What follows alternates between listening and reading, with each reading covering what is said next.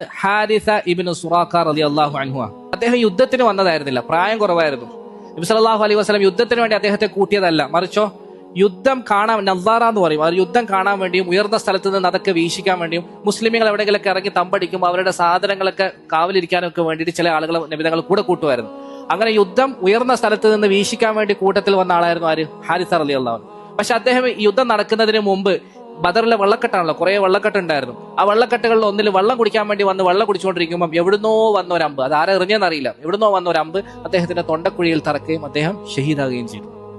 അപ്പൊ യുദ്ധത്തിൽ, പോരാട്ടത്തിൽ, രണാങ്കണത്തിന്റെ നടുക്ക് പോരാടിയല്ല അദ്ദേഹം മരിച്ചത്, മറിച്ചോ വെള്ളം കുടിക്കാൻ പോകുമ്പോൾ അമ്പ് കൊണ്ടിട്ട് അദ്ദേഹം മരിച്ചത്. റുബയ്യ ബിൻത് നളർ എന്ന സ്ത്രീ, അവരുടെ ഉമ്മ ഓടി റസൂലുള്ളാഹിന്റെ അടുക്കലേക്ക് വന്നു കരഞ്ഞുകൊണ്ട്. നബിയോട് പറഞ്ഞു, നബിയെ, എനിക്കിപ്പം എന്റെ മകൻ ഹാരിസയെ കുറിച്ച് അങ്ങ് അറിയിച്ചു തരണം.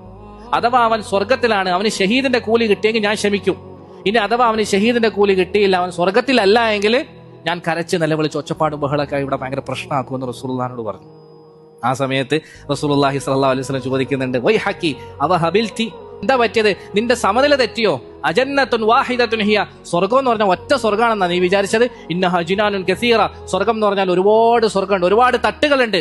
നിന്റെ മകൻ ഹാരിസ ഫിൽ ഫിർദൗസിൽ അലാ, ഉന്നതമായ ഫിർദൗസിലാണ് എന്ന് റസൂലുള്ളാഹി സ്വല്ലല്ലാഹു അലൈഹി വസല്ലം. സ്വർഗത്തിന്റെ കൂട്ടത്തിൽ ഏറ്റവും ഉയർന്ന കാറ്റഗറി ഏതാ? ഏറ്റവും ഉയർന്ന സ്വർഗം ഏതാ? ഫിർദൗസ.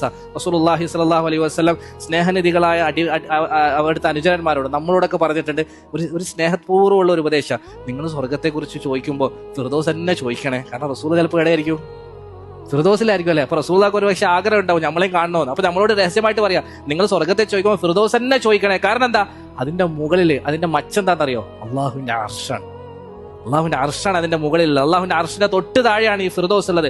സ്വർഗത്തിലെ നദികളിൽ മുഴുവൻ നദികളും ഈ ഫിർദൗസിൽ നിന്നാണ് പൊട്ടിയൊലിക്കുന്നത്. അങ്ങനെ ഫിർദൗസിന് ഒരുപാട് ശ്രേഷ്ഠതയുണ്ട്. അപ്പൊ റസൂലുള്ളാഹി പറഞ്ഞു, നീ എന്താ വിചാരിച്ചത് സ്വർഗം എന്ന് പറഞ്ഞാൽ ഒറ്റ സ്വർഗമാണെന്നാണോ? അല്ല, ഒരുപാട് കാറ്റഗറി ഉണ്ട്. നിന്റെ മകൻ അതിൽ ഏറ്റവും ഫസ്റ്റ് കാറ്റഗറിയിൽ VIP-കളുടെ കൂട്ടത്തിലാന്ന് പറഞ്ഞു. ഇനി ഒന്ന് ആലോചിച്ച് നോക്കിയേ, യുദ്ധത്തിന്റെ നടുക്ക് പോരാടാത്ത, ആ യുദ്ധം സൈഡിലൂടെ വീക്ഷിക്കാൻ വേണ്ടി എത്തി നോക്കാൻ വേണ്ടി വന്ന ഒരാൾ മരിച്ചപ്പോൾ അയാൾ ഫിർദൗസിലാണെങ്കിൽ തങ്ങളെക്കാൾ 3 ഇരട്ടി വലിപ്പം വരുന്ന ശത്രുക്കളോട് പോരാടി മരിച്ച അനസ് ബിൻ നളറിനെ പോലെയുള്ള ബാക്കിയുള്ള സഹാബാക്കളെ പോലെ ബാക്കിയുള്ള ശുഹദാക്കളുടെ മഹത്വ കാറ്റഗറി ഒന്ന് ആലോചിച്ച് നോക്കിയാൽ അല്ലാഹു അക്ബർ.